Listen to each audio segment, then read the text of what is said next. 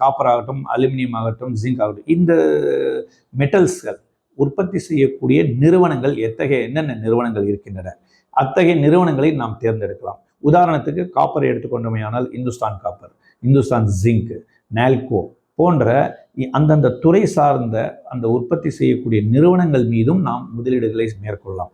நேரடியாக கமாடிட்டியில் இல்லாமல் நாம் நேரடியாக ஒரு எம்சிஎக்ஸ் வழியாகவோ அல்லது மற்ற எக்ஸ்சேஞ்ச் வழியாக நாம் அலுமினியமோ அல்லது ஜிங்கோ அல்லது காப்பரில் வாங்குவதற்கு பதிலாக இதை உற்பத்தி செய்யக்கூடிய நிறுவனங்கள் மீதே நாம் முதலீடு, அதாவது ஈக்விட்டி வழியாக நம்ம நார்மல் பிஎஸ்சியிலையோ அல்லது என்எஸ்சியிலையோ நீங்கள் எந்த வர்த்தகத்தில் நீங்கள் தேர்ந்தெடுக்கிறீர்களோ அதில் உள்ள இந்த நிறுவன பங்குகளை நாம் தொடர்ந்து ஆய்வு செய்து கடந்த காலத்தில் எப்படிப்பட்ட செயல்பாடுகளை இது கொடுத்துள்ளது, கடந்த உச்சங்களை எப்படி தொட்டுள்ளது. இதே இந்துஸ்தான் காப்பரை எடுத்துக்கொண்டமையானால் 2011ஆம் ஆண்டு கிட்டத்தட்ட ஒரு 650 ரூபாய் என்ற அளவுக்கு வர்த்தகம் நடைபெற்றது.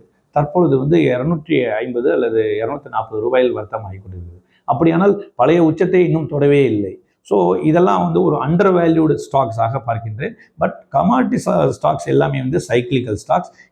இந்த கட்டத்தில் இருக்கிறது ஒரு கட்டத்திலிருந்து மிகப்பெரிய லாபத்தை கொடுக்கலாம். ஒரு 2 மடங்கோ 3 மடங்கோ அல்லது 5 மடங்கு லாபத்தை கொடுக்கலாம். ஆனால் ஆதாய பதிவு குறிப்பிட்ட காலத்தில் செய்துவிட வேண்டும்.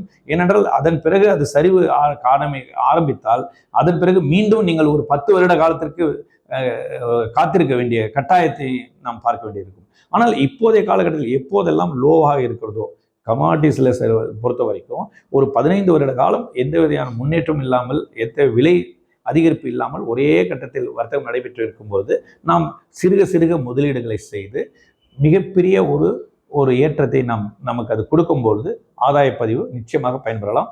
ஆக முதலீட்டாளர்கள் நம்முடைய முதலீடுகளை பல்வேறு வகையாக பிரித்து முதலீடு செய்யலாம். பேஸ் மெட்டல்லையும் முதலீடுகள் செய்யலாம்.